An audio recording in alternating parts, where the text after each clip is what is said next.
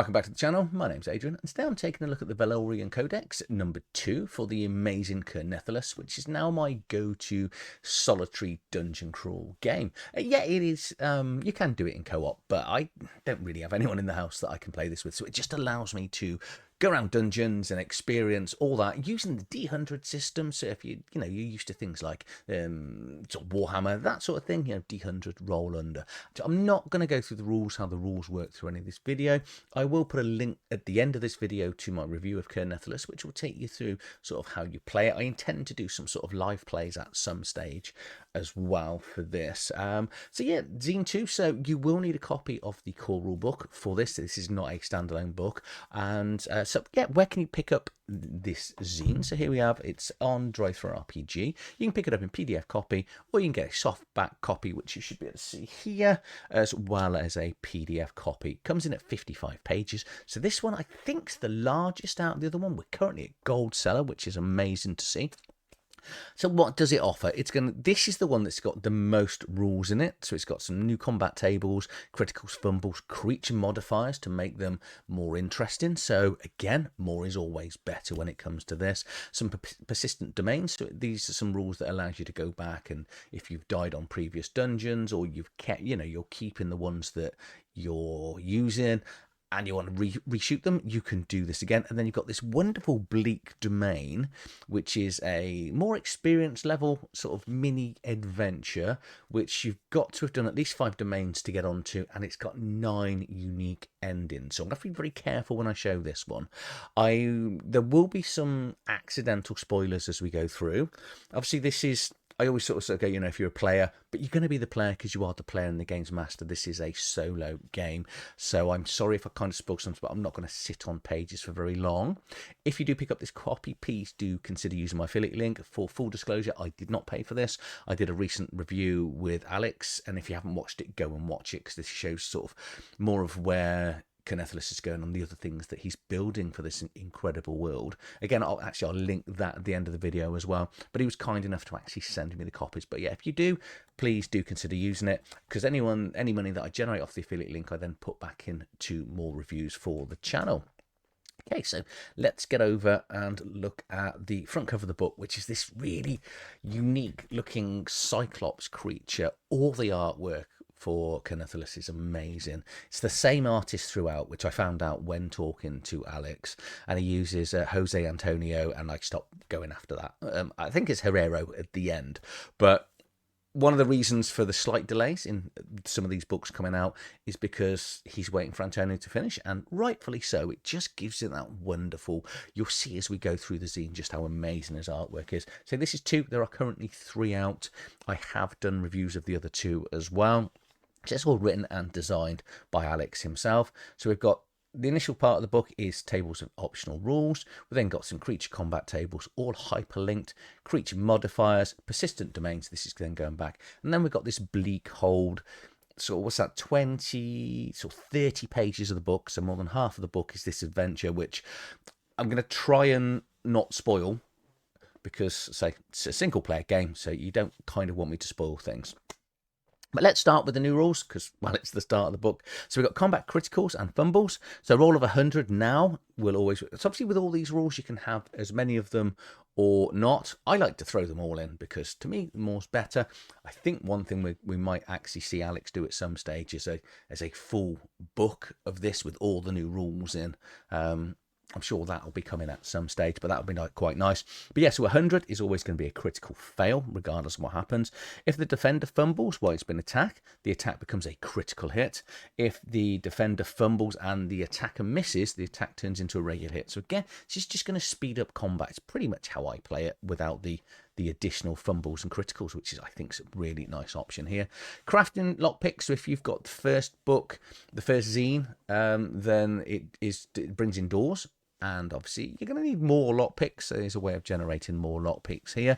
Critical skills and failures. Again, I'm not going to read through these, but the game has got skills as well. So when you succeed at some of the skills, or when you critically fail, Alex has nicely created this table of fumbles and critical and things that happen. It's something, obviously, something good's going to come from a critical, something bad. Sometimes taking additional damage is going to come on a failure. Finding containers, this is brilliant when you're scavenging around all the rooms and corridors. If you roll a double, now you can find a container, and then you're going to roll a d10. The container may be empty, or it may contain something, and it might be trapped and it may be locked, but there's some nice cool equipment here. Some of this equipment is already in the cool rule book. Others of it are new items in here, so you can roll a d20 and then find out what you get. Do I spoil? No, I'm not going to spoil any of these new additional items in here. Again, chance for you to find out. Fleeing combat, obviously there's new rules for games master, sorry, the player. If you are to run away, you can then go back. It tells you what happens if you go back. Lamp uses in combat, you can lay it down on the floor. There's a chance that you actually might knock it over, and then you're blinded and things go bad.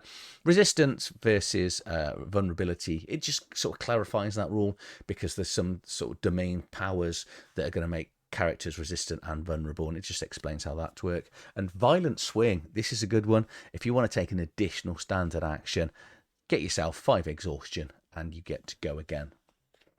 The creature combat section, now and again creatures may need to do additional things, like they might want to fight defensively, so we've got a d10 of actions here they can do defensively, and then we've got a d10 table here for creatures when they do any of the fumbles as well. Creature modifiers, love this one, because I say more options, especially sort of mutating or changing an existing creature, because over time you will roll the same creature and go, okay, I know what this does. But what this means is when you are rolling a random encounter, you're going to roll a d20, and if you roll a natural 20 on that d20, you're going to get a unique version of the creature that you encounter. It's going to give you an extra experience point, which is good, so you will level up a little bit faster, but with that, yes, they are going to be tougher. There's no sort of disadvantages in all these. So you're going to roll a d66. The first 6 is going to represent your 10s dice. The second 6 is going to represent your units. So if you rolled 31 on there, there's going to be skilled. So increase, oh dear, not very good. So increase the creature's combat skill by 10. And that's going to give you an extra 10 experience for this one. So it's all good. Well, as long as it doesn't kill you. But yes, so we've got a lot of variety here. Don't roll 66 because they're going to be legendary. You're going to get they're going to get 2 rolls here, and you're going to apply both of them. Persistent domain. So this is where you've played an existing sort of area, and you want to go back to it either with a new character or back and sort of start again, or you just run something that's amazing. You go, do you know what? I want a new character in there as well. And there's just some rules here about sort of resetting the dice. The overseer remains the same and keeps its influence in the same area. Okay, so there's the rules in there. And then we've got, if you want to give some of the overseers random names, you can randomly generate their names here. So finally, we're going to get into 30 pages that I'm going to not quite blast through, but I say I don't want to kind of spoil this. But this is, it's a bleak threshold. You must have conquered 5 domains beforehand. But I've got to be really careful because there are 9 unique endings and there is a section for it. So, mild spoilers in here, but it's going to give you a preset map that you're going to go around and discover. All of the rooms will have descriptors of the room, then what goes on once you get into the room. I've had a little playthrough from this one. I've done several of the rooms, gone through it. I haven't quite got to the end, but I'm having fun so far. Just kind of wanted to stop, get this video done as we go through it. And this is what's in about the artwork. The artwork is just amazing throughout the whole book. That's the page on endings, which I've just sort of skipped over. I said there's 9 unique endings, so it's very replayable for the things that happen.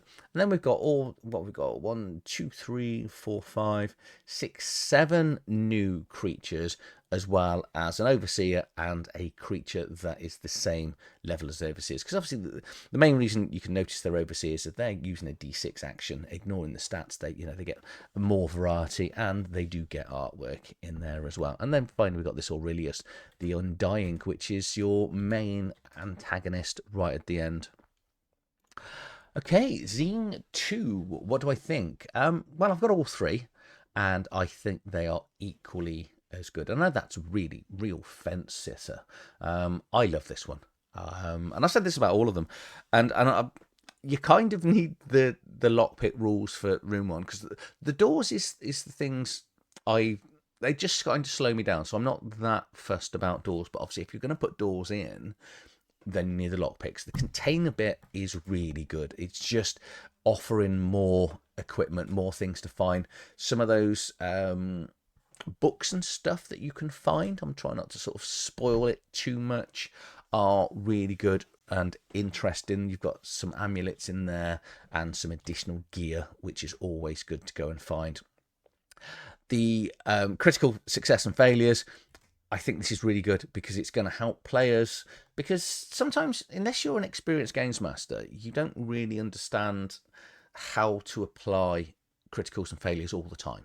I'm not even saying experienced games masters are always going to get it. So I think having some examples, because you're going to use them as examples, you're not going to use them to be that all the time, but it just gives you an idea of what Alex is kind of thinking when it comes to that.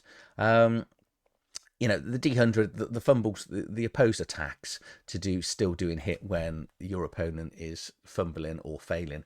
I've been playing it that way anyway, because it just speeds up combat, and I kind of just, you kind of just want to get onto the next room and onto the next room. And, there are rules in, I think it's 1 to do really quick combat. I don't like the 1 round combat, but shortening to, if the creature fails, they're effectively dodging into your hit, which is really good. We've been using that in Warhammer Fantasy Roleplay 4th edition for a long time.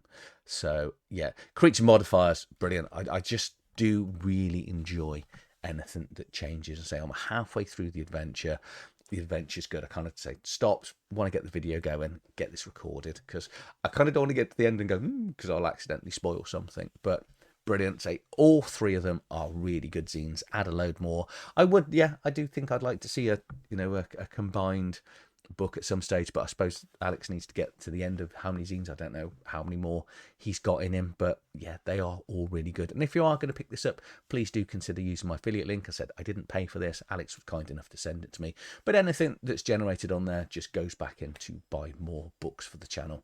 So if you've enjoyed this, please like, share, subscribe to the channel, and I'll see you on the next one. Thank you for watching.